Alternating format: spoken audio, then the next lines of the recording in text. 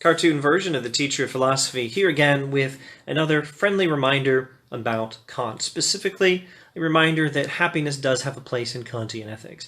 Now, it's not the starting point in the study of Kantian ethics, or in the Kantian study of morality, and it's not like you can say that in Kant the morality of an action is determined by whether it leads to greater happiness. No, that's the utilitarian approach. Kant rejects that strategy of testing the morality of an action. Kant says an action is moral based on its intentions, based on whether its intentions are consistent with universal moral law, hence the categorical imperative and blah, blah, blah, blah, blah. Now, Kant is still a deontologist, but that doesn't mean there's no place for happiness in his understanding of morality. Here are some words from the Critique of Pure Reason. And this is from the Gutenberg.org, which means this is the public domain translation. You can find this on the internet. Happiness alone is, says Kant, in the view of reason, far from being the complete good. Reason does not approve of it, however much inclination may desire it, except as united with desert. That's desert with one S, not two. Reason does not approve of happiness, except as united with whether we deserve it. On the other hand, morality alone, and with it mere desert, is likewise far from being the complete good.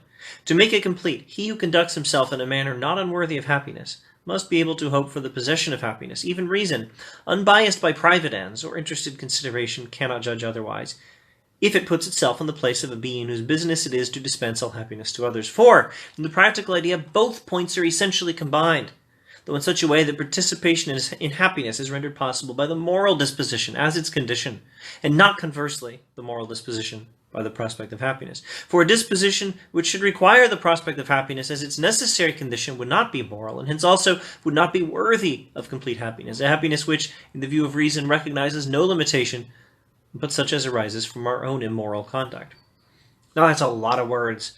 I will not pretend that I can explain the Critique of Pure Reason, if at all, certainly not at this time, or perhaps even this paragraph, but I can give you a few pointers on this paragraph. First, just the main takeaway is this.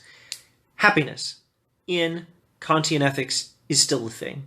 In the final and complete understanding of everything we cover when we study morality in Kant, there is still a part that happiness plays.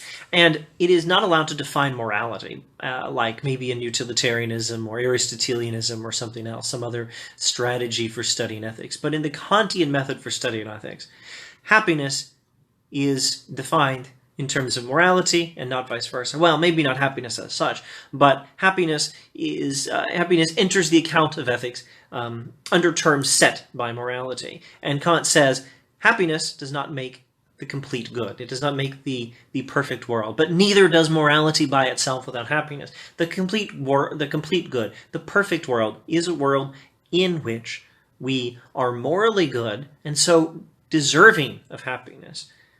And we actually get it.